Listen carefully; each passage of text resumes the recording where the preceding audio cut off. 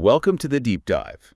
Today, we're doing a deep dive into some really raw and candid conversations we found online. Yeah, we've pulled together these excerpts, mostly from online video commentary. And they give us this, really direct look at how different communities are talking about solidarity, identity, politics, especially around things like ICE enforcement actions. That's right.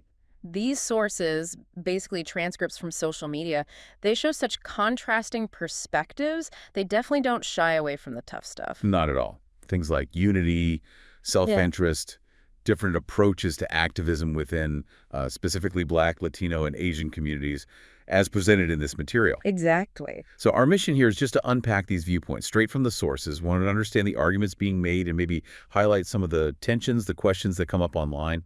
It's definitely a sensitive landscape, and these sources, well, they offer some really interesting angles, sometimes pretty uncomfortable ones. Yeah, definitely. Okay, let's jump in. So one big thread, you see it running through part of the material. It's this really direct call for unity, like a plea for Black and Latino communities specifically to stand together against ICE actions, against deportations. What's the core argument there for that solidarity? Well, the source argues pretty fundamentally that injustice anywhere, if you let it stand, it eventually becomes injustice everywhere. That seems to be the core principle. Okay. So when ICE carries out raids or detentions, it's framed not just as, an issue for one group of migrants, but as part of this bigger system of injustice that should, concern everyone. So it's positioned like a universal fight, even if the immediate impact feels focused on one group. Exactly. And the source actually makes a really pointed argument that division between Black and Latino communities isn't accidental. Oh, interesting. Yeah, it argues division actively benefits what the source calls white supremacy.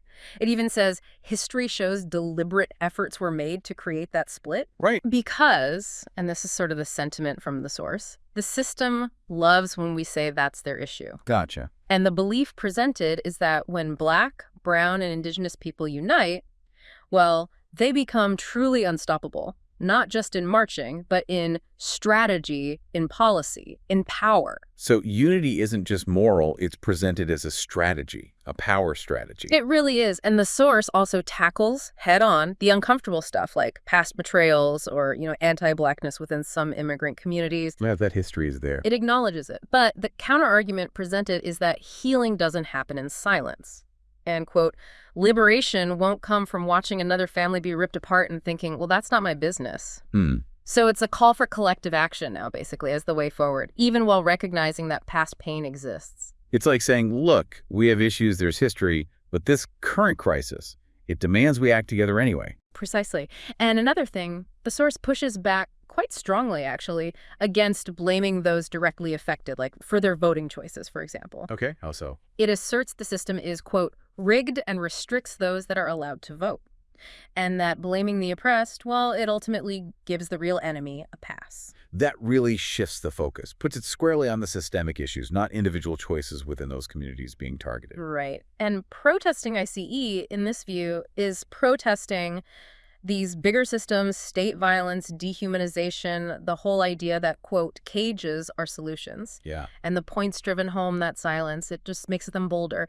And if we don't stand now, we teach the system how to treat us next. Wow. And it's not just about marching either. The source emphasizes other ways to act, supporting organizers, sharing truth, signing petitions, using your voice, your platform. Okay, so that lays out a really powerful case for unity and action from that particular perspective.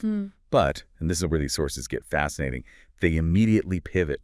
They present this completely different viewpoint. Yeah. One that expresses deep fatigue, skepticism, particularly from a Black community perspective, as presented in the material. Yes, this other part offers such a sharp contrast. It starts right off saying basically, Black people have every single right to be exhausted and to be tired. And it directly references their centuries of protests and fighting for their rights. So that history, that long struggle, it's not just background noise. It's positioned as the reason for the exhaustion now. Exactly. And a really pointed question comes up in the source, something like, why everybody want Black people to step in like we the only people of color now? Yeah. There's this clear questioning, Why is the Black community always expected to be first in line to help other minority groups when they face issues? It's really challenging, that perceived expectation that Black people have to shoulder the activism burden for everyone else. It is. And this viewpoint, it also fundamentally questions the whole assumption of shared values or perspectives among different, quote, minority groups or people of color. How does it do that? By asking directly something like, what do you actually think you have in common with like an Asian person that you don't with a white person, for example? Wow. Yeah, the implication is pretty clear. Maybe those shared values are minimal. It challenges the very basis for solidarity just based on race alone. That directly confronts that whole idea of people of color as some kind of unified political bloc. It really does. And you get this palpable sense of being on the outside looking in on the current situation. Right. And a huge point of frustration, you could even say resentment, is aimed at the timing, the perceived performativity of this call for unity now. What now specifically? Well, especially because, as the source notes, a significant chunk of the Latino community voted for Trump, the same Trump who campaigned on, stricter immigration enforcement. Ah, okay. That connection is key. It's central. The source uses really blunt language here, things like, and I'm quoting directly, "Look at how the motherfucking cookie crumbles." Wow. And referring to, quote, the same motherfuckers that was echoing and dick-eating white people now. We have to stop these injustices and reunite Black and brown. That is incredibly strong language. And it uses those voting patterns as, like, the evidence for the skepticism. Yes, explicitly. It connects those perceived voting choices directly to why this call for solidarity now feels suspect to this viewpoint. The source even cites specific voting data it found. Here were the numbers. It mentions Trump getting between 55 and 58% of the male Hispanic vote. Okay. And 42 or 43% of the overall Hispanic vote. So those statistics are really central to justifying the distrust and the fatigue expressed here. They absolutely are. And this perspective also includes a critique. It sees a lack of internal accountability within the Hispanic community. How so? Specifically calling out Hispanic women, saying, quote, "Y'all never call out Enrique. You never call out your men," who, by the way, the majority of which voted for Trump. Yeah. And contrasting this with perceived criticism often aimed at Black men. So pointing to what it sees as a double standard in how different communities handle voting choices internally. Exactly. There's also a quick aside criticizing political candidates who try to appeal to the Black community using what this source sees as fake methods. Like what? Like changing how they talk or, playing hip-hop music. Trying too hard, basically. The perceived lack of authenticity. Yeah. But interestingly, there is also this moment of nuance about the deportations themselves. Okay. While the general stance expressed is, quote, "If you're illegal, you shouldn't be in a country," the source does acknowledge it doesn't sit right when you have individuals who were brought here as toddlers, maybe age 2, and are now being deported in their early 20s. So even within that skeptical view, there's a specific humanitarian concern that complicates the broader stance on legality. Exactly. It adds a layer. Now, the sources, they don't stop there. They also bring in commentary that speaks to what's presented as an Asian community viewpoint on all this. Yes. And this perspective, again, as it's framed in the source material, is quite different. It seems to center on supporting, quote, the betterment of the country. Okay.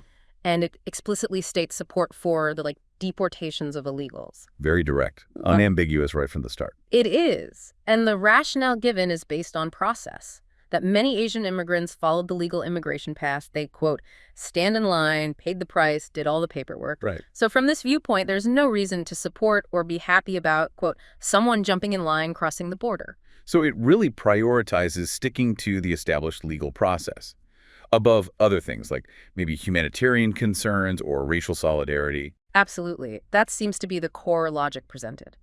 The source also states that the Asian community is, quote, not really dependent on migrant labor. Removing a potential economic motive for opposing deportations. That seems to be the suggestion. And the view expressed is pretty straightforward. The presidency is just doing exactly what he said he was going to do by deporting illegal immigrants. Framing it as just, following through on a campaign promise. Predictable. Right. And this perspective goes further, arguing that the culture and values of the Asian community, maybe like people from African countries too, are very similar to their home countries. Okay. And therefore likely quite different from the values and outlook of Black Americans or Latino Americans. The source actually asks, quote, Do you think the values of an Asian person in China is the same as a Black person in America? And the implied answer is no. The implied answer seems to be a clear no, suggesting that the culture of origin is a much stronger tie than any kind of shared minority status in the U.S. That idea fundamentally challenges that whole notion of a shared people of color identity, doesn't it? Yeah. Emphasizing distinct cultural origins instead. Precisely. And there's this stated desire in this viewpoint to, quote, focus on themselves and their community and their country. Kind of an inward focus. Yeah, and not wanting to be, quote, grouped in with these people, meaning protesters, or associated with actions like burning down the flag of the U.S. Right. The source even suggests that if you asked Asian influencers to speak on this, well, the people calling for solidarity won't like what they say. So that perspective really emphasizes self-reliance, the legal process, and a clear separation from protest movements. It's interesting, though, these sources, they branch out, too. It wasn't just about immigration and inter-community stuff. No, not at all. The commentary includes some other really fascinating tangents. Like what else came up? Well, one part critiqued some modern views on marriage, specifically the idea sometimes heard that marriage was, quote, designed to exclude Black women. Okay. How did the source address that? It pushed back using historical context presented in the source, suggesting high marriage rates among Black women in the past, even mentioning enslaved people risking danger to have formal marriages. So a direct challenge to a contemporary narrative, using history as cited in the source. Exactly. Okay. Then there was also this discussion about dating preferences. Oh, yeah. Yeah, a single mother describing what she needs in a partner. She basically says she needs someone with prior relationship experience, maybe parental experience too. Someone who knows how to, quote, run a household and slot into her existing life. Not someone she has to teach. Right, rather than someone who'd be learning those roles from scratch with her. It was very specific, personal take on dating priorities. Interesting. And then finally, the sources included some pretty striking allegations about how some social media influencers and models might really be making their money. Uh-oh. Where did this go? Straight up suggesting they are, quote, selling box and then speculating about money laundering. Yeah, suggesting maybe it's happening through legitimate-seeming, cash-heavy businesses. Like mattress firms, car washes, laundromats, claiming their visible business couldn't possibly justify their scale. Wow. Okay, that takes us way into speculation about the hidden economy and, like, online appearances versus reality. These sources really did cover a lot of ground. They definitely bounced around. So, okay, let's try to pull this together. What does this all tell us? What really stands out when you look across all these different viewpoints presented in the sources? Well, I think what's powerfully clear is this fundamental tension, right, that these sources just lay bare. Yeah.